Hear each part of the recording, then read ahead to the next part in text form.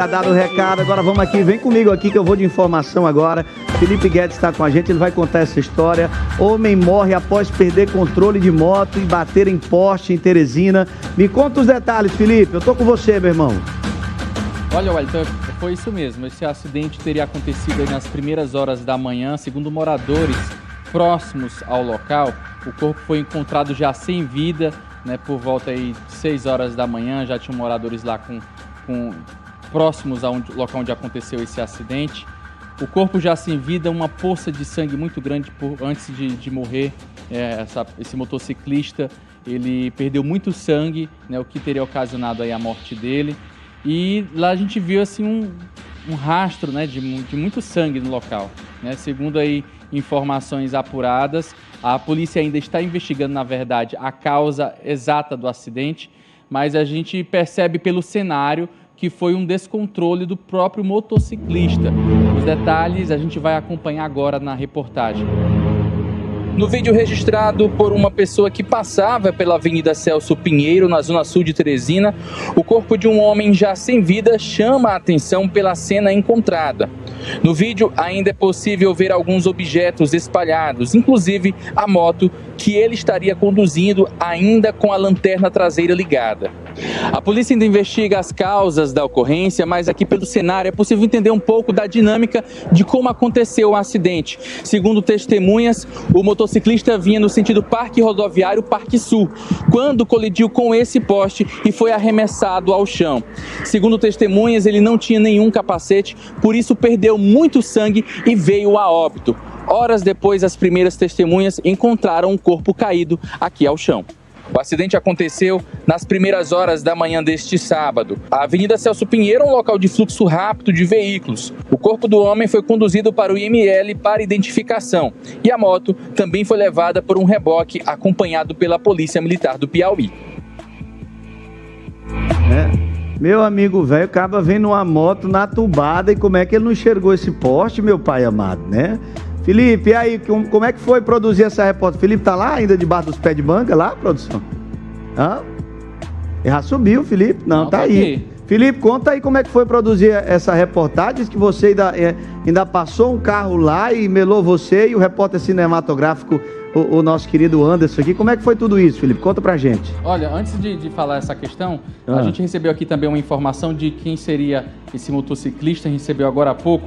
O nome dele seria Pedro Gabriel Souza Rodrigues, tinha 25 anos, então a gente vê que era uma pessoa jovem, né? Lá no local, como a gente havia comentado, a gente estava conversando com alguns moradores, inclusive no momento chegou um grupo familiar, né, que seriam parentes desse rapaz, e no momento que a gente conversava com o sogro dele, o possível sogro desse motociclista, passou um carro, Wellington, em alta velocidade. Meu Deus. E passou por cima da poça de sangue, né, gerada aí pelo acidente e banhou praticamente toda a equipe, banhou também esse outro senhor que estava lá conversando com a gente estava coletando as informações.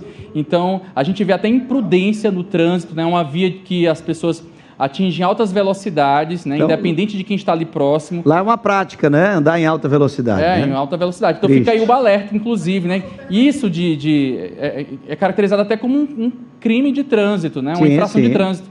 Um motorista passar por uma poça, né? Sujar um pedestre que está próximo. Então a gente sofreu até mais porque não era uma poça comum, era uma poça de sangue. A gente vê o tamanho da irresponsabilidade das pessoas que trafegam lá pelo local. A superintendência de trânsito tem que ir lá, esse trânsito. Não é nada que nós estamos sem prefeito há 4 anos, né? Agora estamos uma expectativa a partir de janeiro para ver se melhora, um melhorzinho aí, né? Para ver se melhora, porque sinceramente, ó, não pode uma avenida dessa, não pode você ter todo um investimento, né, em recurso público e não ter o mínimo que é uma fiscalização eletrônica lá, para evitar esse tipo de monitoramento, para evitar esse tipo de prática que gera tragédias, que gera acidentes, né?